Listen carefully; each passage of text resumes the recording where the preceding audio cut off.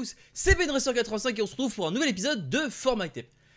Cette semaine, j'ai pas noté de sortie malheureusement, mais néanmoins, je vais vous parler d'une des sorties de la semaine dernière et plus précisément du dernier jour de la semaine dernière. C'est un album qui m'a pas mal inspiré et donc je voulais vous en faire part. Donc voilà, il s'agit de Hybrid et son album Cosmic Memories. Ce qu'il faut savoir, cet album il est donc composé de 11 pistes. Il y a donc Galactic, Only the Earth, Chemtrails, Spacecraft, Lost Planet, Trappist 1, Lost in Space, Night Sky, Timelapse, en 10 c'est Proxima B, et enfin en 11e et dernière piste, il s'agit tout simplement d'un duo avec PMX Escape avec le titre Only the Moon. Alors pour savoir alors je vous ai dit que ce truc m'avait pas mal inspiré, oui, parce que ça m'a inspiré un espèce de film. Et en même temps, quand on regarde le résumé, bah, c'est très simple. Le résumé, c'est un prototype dérive à travers les confins de l'espace, détruit par des mercenaires. Et donc voici ce que ça a donc inspiré plus ou moins comme film. Donc on va donc passer directement à la piste 1. Donc la piste 1 c'est donc Galactic. Galactic c'est donc la piste tout simplement qui te met directement dans l'ambiance de la pochette qui est là. Voilà, on est donc là. La caméra se base donc sur un prototype de robot détruit en petits morceaux qui visiblement avait une certaine fonction. Si vous voyez ce que je veux dire, parce qu'on sent qu'il y a, voilà, pour voir des, il y a des, alors je sais pas si c'est des réacteurs, on dirait plutôt des armes. Enfin c'est quelque chose d'assez spécial au niveau de la forme. On va passer maintenant à la piste de Only the Earth. Only the Earth, c'est une sorte de flashback. Enfin, je dirais c'est un souvenir qui remonte.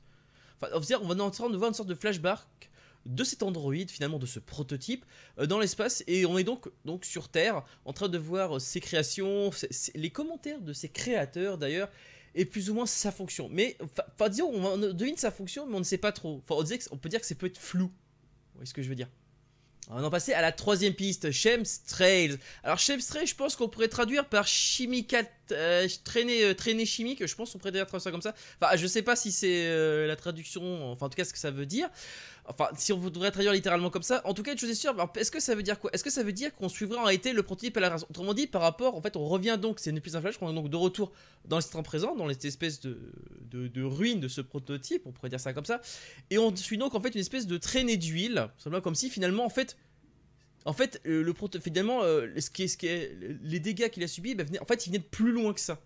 On va passer maintenant à la quatrième piste, Spacecraft. Alors Spacecraft, c'est techniquement, ben voilà, les raisons justement, on est de nouveau dans un flashback, et c'est les raisons du pourquoi justement, ben, l'endroit où a été éjecté justement cette carcasse d'Android, enfin cette carcasse. Voilà, on est là. On peut imaginer d'ailleurs, mais c'est d'ailleurs par rapport à l'ambiance qui se dégage, moi ça me fait penser à la piste 2, donc c'est une sorte de flashback. Autrement dit, on peut imaginer des dialogues avec les mercenaires, tout ça. On peut donc imaginer qu'elle est en petits morceaux, enfin détruite en tout cas, elle a été complètement démontée, détruite au maximum. Enfin, elle l'a rendue totalement, c'est de la rendre le plus inefficace possible par rapport à leur méthode à eux, si vous voyez ce que je veux dire, la méthode brutale. Et ensuite, dans un sas, éjectée dans l'espace. On va passer maintenant à la piste 5, Lost Planet. Alors Lost Planet, je dirais, bah, c'est là maintenant où on se situe, c'est qu'on a plutôt une vue directement sur le prototype, et ben là c'est là où se trouve justement le prototype, après avoir, on est là par rapport au moment où il est dérivé. Et on est là, en orbite, enfin on n'est pas en orbite, disons on passe à proximité d'une planète perdue, et on se dirige vers quelque chose, en tout cas on se dirige vers... La vue, enfin la caméra, la trajectoire semble nous montrer vers une certaine direction. C'est là qu'on passe directement à la piste 6, oui, on passe vers Trappist 1. Alors Trappist 1, c'est le nom d'une étoile d'ailleurs, il me semble que c'est le nom d'une étoile dans le ciel.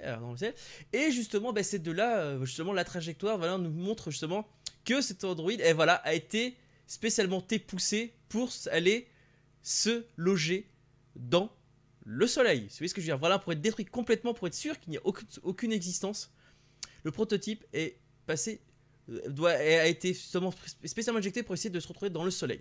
Seulement, ce qui se passe, c'est que, comme on peut voir qu'il y a des brides de souvenirs comme justement le souvenir n'est pas été vraiment désactivé, il semblerait que il y a encore de la vie, et justement ce prototype veut vivre. Seulement, par rapport à les dégâts qu'il a subis, il n'y a qu'une seule solution. Utiliser l'attraction du soleil pour se sortir de là. On est donc parti pour la 7ème piste, Lost in Space. Alors là, on s'est direct, je dirais, ce serait plus ou moins la suite. Alors Lost in Space, je dirais, c'est plus ou moins, bon, là, tout simplement, bah, c'est simplement, on utilise l'Android a dérivé légèrement sa trajectoire pour, justement, pour s'éjecter du système où il est, du système solaire auquel il est. Donc le système de solaire de TRAPPIST-1. Et le voici donc qui commence à dériver dans l'espace. Tout bonnement et simplement. Enfin, du moins qui sort du système solaire.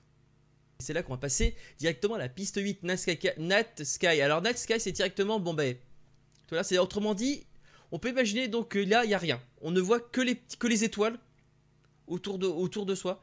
On ne voit pas les planètes. On est en train de, là on est littéralement sorti du système solaire, de ce système solaire de TRAPPIST-1. Justement, c'est ça que ça m'évoque vraiment cette piste. C'est vraiment, c'est, voilà, on est là, c'est tout en drama, toi. Et ça va passer à la piste 9, Timelapse. Timelapse, je dirais, c'est le temps qui passe entre cette, entre justement la fin, le moment où justement le droïde, ce prototype est sorti du système et le moment où il est en train de dériver à travers le confin de l'espace. Directement, enfin, on sait pas trop c'est quelle trajectoire cette trajectoire justement a pu obtenir en dérivant légèrement. Mais visiblement, il semble que cette trajectoire semble avoir un certain but. On passe directement à la piste 10 Proxima B. Oui, en fait, ce prototype semble vouloir vivre. Enfin, du moins, il a dérivé vers un certain système qui devait être visiblement dans sa base de données. Parce que le voici qui a décidé de dériver, enfin, qui a changé de trajectoire pour aller directement dans un autre système, le système de Proxima B. C'est techniquement ça, parce qu'on sent qu'il y a un peu plus de joie, justement, dans cette... Là où c'était vraiment très très tragique, la ride de souvenirs, la Proxima B, c'est bizarre, il y a un sentiment d'un peu plus de joie. Comme si finalement le prototype s'était dit, s'est sauvé de sa propre destruction. C'est ça qui est intéressant dans cette piste, en fait. Et on passe maintenant à la piste 11. 11, c'est techniquement, bah, c'est le générique de fin. Générique de fin qui est extrêmement triste. Ça, au niveau du son, t'as à moitié envie de pleurer. Enfin, en tout cas, moi, c'est la sensation que j'ai eue. Parce que c'est techniquement, parce que Only the Moon, déjà ne serait-ce que par le titre, et déjà, puis le côté vraiment très dramatique, très triste, l'ambiance très triste de cette piste, on sent quand même que la fin, bah, finalement, c'est pas aussi, pas comme si voilà, comme si le prototype le désirait. Autrement dit, il s'est sauvé, enfin, il a réussi à ne pas être désintégré, on va dire, mais toujours en train de dériver dans l'espace. Mais pas en train de dériver dans le sens à travers les systèmes, comme un certain métal hurlant. Non, en train de dériver, mais en orbite, autour d'une planète. Et ben voilà, moi c'est tout ce que j'avais sur cet album. En tout cas, très chose, ça m'a pas mal inspiré cette espèce de petit film dont je me suis fait par rapport à... Et est-ce que chaque piste correspondait plus ou moins à quel moment de ce film? Enfin, pour moi, c'était une histoire qui est quand même assez triste, parce qu'il faut savoir... En fait, en gros, on est donc dans un prototype qui est censé devenir une arme aussi belle que fatale. Un truc comme ça, parce que c'est vrai quand on voit quand même qu'il a l'aspect humanoïde de voilà. Seulement, il semblerait qu'elle a acquis une fonction qu'elle n'était pas censée acquérir. Ses créateurs ne pouvant pas la détruire eux-mêmes, ils ont fait donc appel à des mercenaires qui l'ont donc détruit. Le prototype ne comprend pas pourquoi, ne veut pas être détruit et donc essaye d'utiliser ses dernières sources possibles, enfin des derniers membres encore actifs pour essayer de se sauver et arriver justement à une nouvelle destination car se dit enfin sauvé, qui est connu. Malheureusement, on peut dire, alors soit sa batterie lâche, quelque chose d'un genre, et on va dire que les poussières s'accumulent sur son Android. On peut imaginer un truc comme ça, les siècles passent, les poussières s'accumulent et elle devient ce qu'on pourrait appeler une espèce de petite lune, un truc comme, c'est pour ça un truc comme ça, vous savez, comme une sorte de comète, un truc comme ça. Et c'est pour ça que Only the Moon, ça fait penser plutôt à ça. C'est vraiment en fait finalement elle dérive autour de planète, mais finalement avec l'accumulation, elle devient en fait ça devient une sorte de petite lune, un peu comme je sais plus quel satellite de Mars, mais vous voyez du genre de truc comme ça. C'est vraiment une histoire très dramatique, une histoire très sympathique, une histoire qui se pose peut-être aussi sur notre humanité, l'acceptation des autres, je pense aussi. C'est un truc comme ça me ferait un genre de film comme ça.